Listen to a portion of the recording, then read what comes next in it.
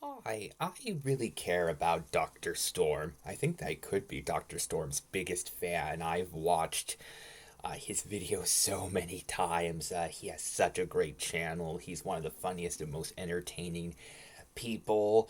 I even drew a picture for him, and I'm not a super great artist or anything. I'm not great at drawing pictures, but I tried to draw uh, the purple, I think, shirt thing, the white shorts, the hat. I hope I didn't do too bad of a job.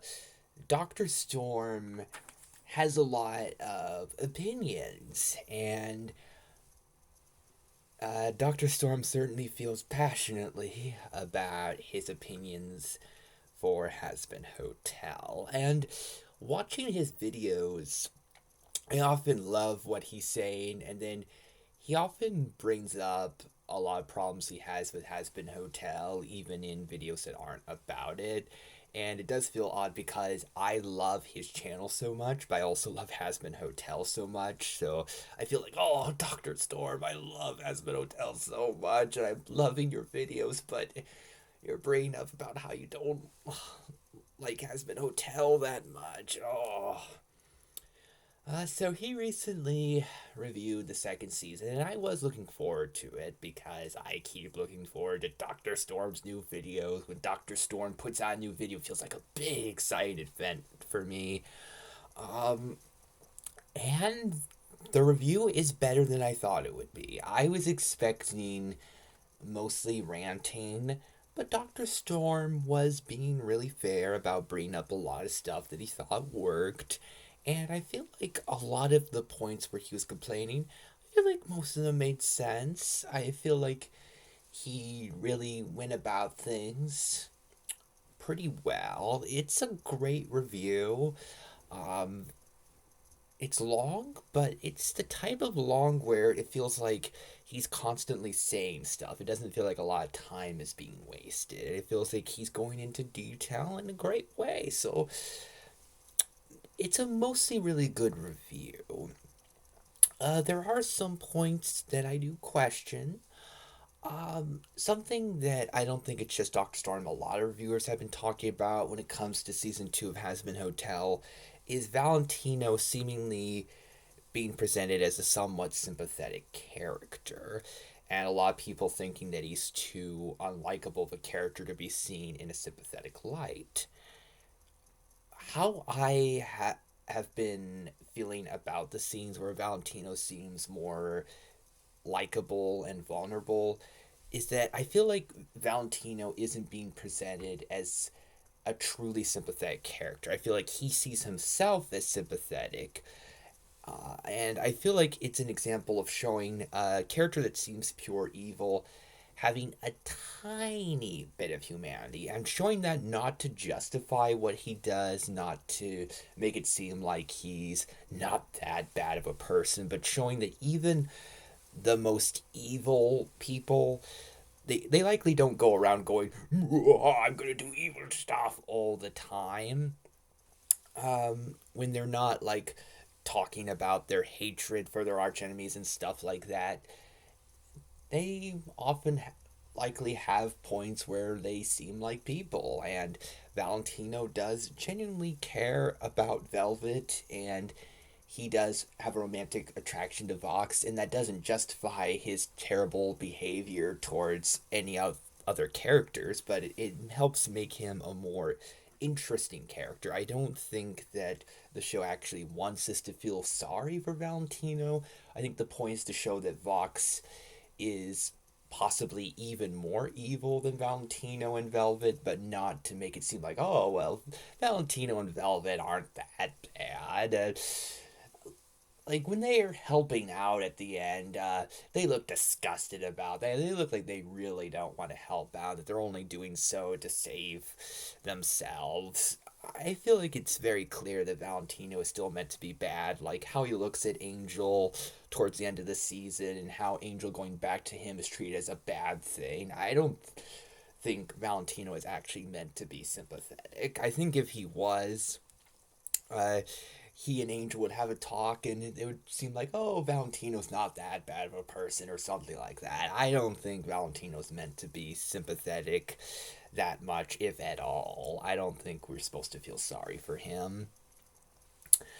Um, and Dr. Storm did continue to bring up the thing about Vaggie not knowing about how angelic weapons could work and stuff like that. And I get it, but I still feel like that is a nitpick. And I feel like some of the stuff Dr. Storm brings up about how characters aren't bringing up the most logical solutions and stuff like that. It's like, sure, you can point that out if you want to, but do you really want to see a story where characters easily figure out solutions, stop the bad guy in 5 minutes, and everything's good? I feel like that would lead to a lot of either really short movies or really boring movies, and the same thing for shows.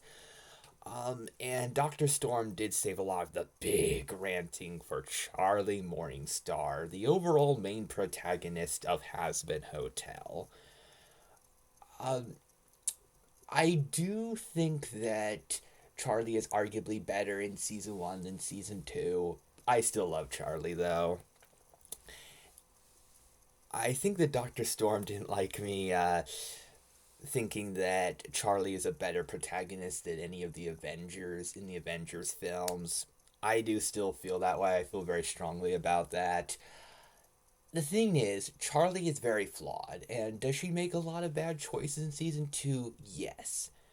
But I do like what that. I like seeing Charlie be vulnerable, make big mistakes, because Charlie is a very naive character.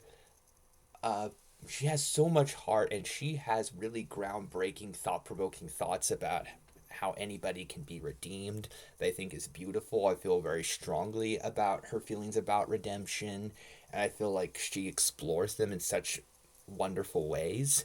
I feel like that was really shown in season one. In season two, she makes a lot of foolish choices when it comes to Vox, and I feel like it's a deliberate character flaw. I don't feel like it's a fault in the writing at all, to the point where even Vaggie is calling Charlie out on that. And I like seeing Charlie make mistakes because of how kind Charlie is, how thought provoking her morality is. It could be easy for her to seem too perfect of a character.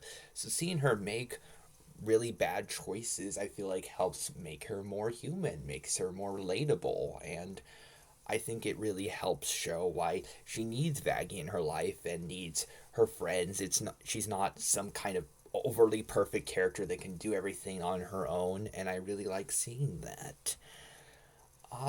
And Dr. Storm and a lot of people seem to think that Vaggie is somewhat of a throwaway character, that not much attention and respect is given to Vaggie in the show, and I never seem to understand that. Vaggie feels to me the most prominent character in Hazbin Hotel aside from Charlie herself. She doesn't feel like a character that's in the background or just has a couple lines an episode and that's it. I love her dynamic with Charlie. I think that she has a great dynamic with Carmela Carmine.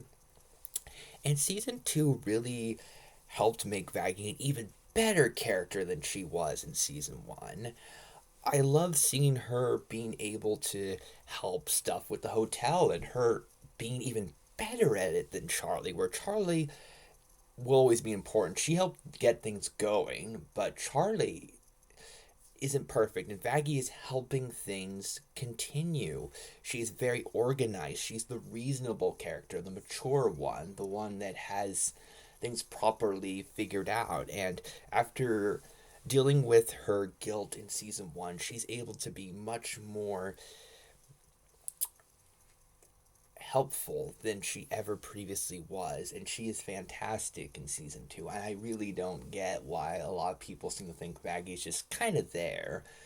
She is definitely one of my favorite characters, and not just because she is very attractive. She is a wonderful character. And if Dr. Storm doesn't think she's a great character, it is his opinion, but I never understood the backlash against Vaggie. She's fantastic. And I think most of Dr. Storm's other points about Hazbin Hotel make sense, even if I personally don't feel the same way, and even if I don't think certain characters making choices aren't the most logical, aren't the best. I feel like it works. I would much rather have characters make choices that help move the plot, make things entertaining, that sort of stuff. It's why I like the Tim Burton Batman films more than the Christopher Nolan Batman films, amongst other reasons, where Tim Burton really puts so much focus on making films that are memorable and entertaining, where I feel like with Christopher Nolan it felt a lot about making films that have characters make logical choices and being more realistic, and I felt like that led to more generic feeling films. So I love Has Been Hotel, and I also love Dr. Storm's Channel.